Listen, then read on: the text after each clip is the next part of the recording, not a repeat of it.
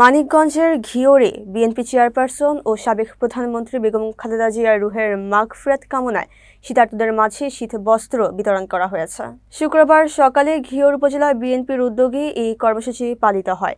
তীব্র শীতে অসহায় মানুষের পাশে দাঁড়াতে মানিকগঞ্জের ঘিওরে কম্বল বিতরণ করা হয়েছে। ঘিওর মধ্যপাড়া এলাকায় উপজেলা বিএনপির সহ সভাপতি ও জেলা বিএনপির সাবেক ত্রাণ বিষয়ক সম্পাদক অ্যাডভোকেট আব্দুল আলিম খান মনোয়ারের ব্যক্তিগত উদ্যোগে এসব শীত বস্ত্র বিতরণ করা হয়। শীত বস্ত্র বিতরণের আগে বেগম খালেদা জিয়ার বিদেহী আত্মার শান্তি ও মাগফিরাত কামনায় বিশেষ দোয়া করা হয়। আব্দুল আলিম খান মনোয়ারের সভাপতিত্বে অনুষ্ঠানে আরও উপস্থিত ছিলেন ঘিওর উপজেলা বিএনপির সিনিয়র সহ সভাপতি মোহাম্মদ আব্দুল সোবহান হক, সহ সভাপতি মোহাম্মদ রফিকুল ইসলাম রব এবং উপজেলা যুবদলের যুগ্ম আহ্বায়ক মোহাম্মদ শহীদুল ইসলাম শহীদ। এছাড়াও ঘিওর ইউনিয়ন বিএনপি, ছাত্রদল ও সহযোগী সংগঠনের বিভিন্ন পর্যায়ের নেতৃবৃন্দ এ সময় উপস্থিত ছিলেন। বক্তারা জানান, বেগম খালেদা জিয়ার আদর্শে অনুপ্রাণিত হয়ে সাধারণ মানুষের দুঃখ দুর্দশায় তাদের পাশে থাকতেই এই শীত বস্ত্র বিতরণের আয়োজন। তীব্র শীতে একটি উন্নত মানের কম্বল পেয়ে খুশি এলাকার দরিদ্র ও শীতার্ত মানুষ। পর্যায়ক্রমে উপজেলার অন্যান্য স্থানেও এই ধারা অব্যাহত রাখার আশ্বাস দিয়েছেন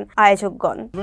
যেটা বলতেছিলাম যে আমাদের এগুলো সব অপ্রতুল, মানে খুব প্রয়োজনের তুলনায় খুব কম সংখ্যক হয়ে যাচ্ছে। তারপরেও আমরা আপনাদের মাঝে দাঁড়িয়েছি। আমরা আপনাদের জন্য দোয়া করবেন, দেশনেত্রী বেগম খালেদা জিয়াকে যেন আল্লাহ তাআলা বেহেশতে নাসিব করেন। আমি আমার বক্তব্য দীর্ঘায়িত করবো না, এমনি অনেক সময় হয়ে গেছে।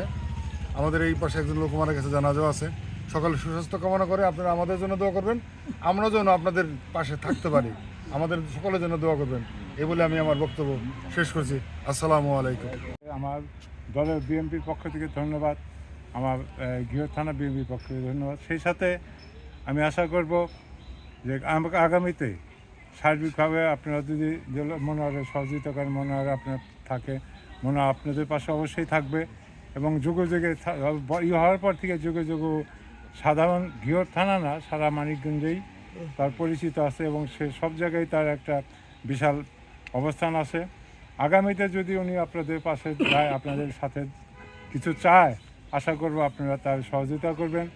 শীতার্ত মানুষ শুধু না, যে কোনো মানুষ যদি সমস্যায় পড়ে তার সহযোগিতায় আপ্রাণ চেষ্টা করে, ওর সাধ্যমতো সবার সাথে যোগাযোগ করে এবং এক পর্যায়েও নিজেই একদিন বলতেছে যে রব ভাই, গরিব মানুষ অনেকেই, দেশ ঠান্ডা পড়ছে, যদি কিছু অন্তপক্ষে সবাই কিছু করতে পারি এদের জন্যে, সবাই একটু উপকৃত হবে। একটা মানবিক দিক থেকে, কারণ মনোহর অনেক জনবান্ধব মানুষ। উনি যেখানে মানুষ কখনো যদি বিপদ আপদের কথা শুনে যায় এবং কোনো লোক যদি মারাও যায়, সেখানে যে একটু শুনলেই উনি জানা যায়, চলে যায়। অত্যন্ত জনবান্ধব মানুষ। পাশে থাকার জন্য যে কম্বল বিতরণ করবে এই অনুষ্ঠান আয়োজন করার জন্য।